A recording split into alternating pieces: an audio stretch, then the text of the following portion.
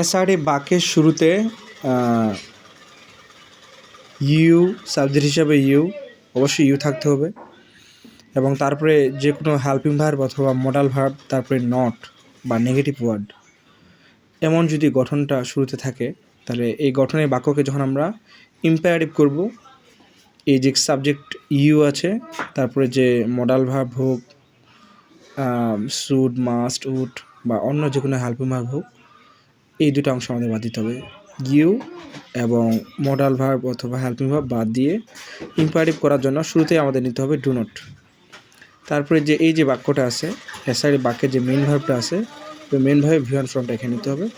তারপরে এসআরএ বাক্যের যে বাকি অংশটুকু আছে সেটা আমরা নেব। যেমন you should not tell a লাই, তোমার মিথ্যা বলা উচিত নয়।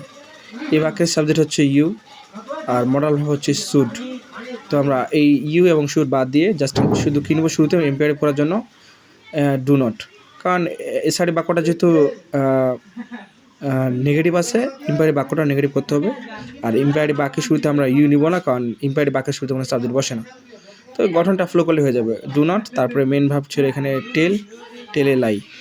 আবার একইভাবে এখানে you do not go out, এখানে সাবজেক্ট আছে ইউ, তারপরে হেল্পিং ভার্ব আছে ডু নট। তো এটাকে আমরা ইউ বাদ দিব, শুরুতে নিব ডু নট, তারপরে মেন ভার্ব ভিওয়ান গো, তারপর বাকি অংশ হচ্ছে আউট, শেষে ফুল স্টপ। আবার যদি আমরা ইম্পারেটিভ থেকে অ্যাসার্টিভ করি, যেমন এখানে আছে যে গঠনটি দেখো, ডু নট অথবা ডন্ট যদি থাকে, ডন্ট প্লাস ভিওয়ান যদি থাকে, ভার্বে ভিওয়ান, এখানে ডন্ট আছে, ভার্বে ভিওয়ান হচ্ছে ডিস্টার্ব, তারপরে বাকি অংশ হচ্ছে আদার্স।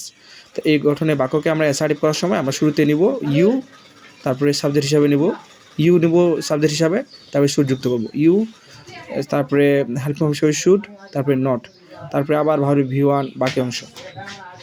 এক কথায় ডু নট প্লাস ভিওয়ান এই গঠনযুক্ত ইম্পারেটিভ বাক্যকে অ্যাসার্টিভ করতে গেলে বাক্যের শুরুতে শুধু ইউ, শুড, তারপরে নট নিতে হবে, তারপরে ডন্ট, ডুটা বাদ দিতে হবে, তারপরে মেন ভার্বের ভিওয়ান, বাকি অংশ।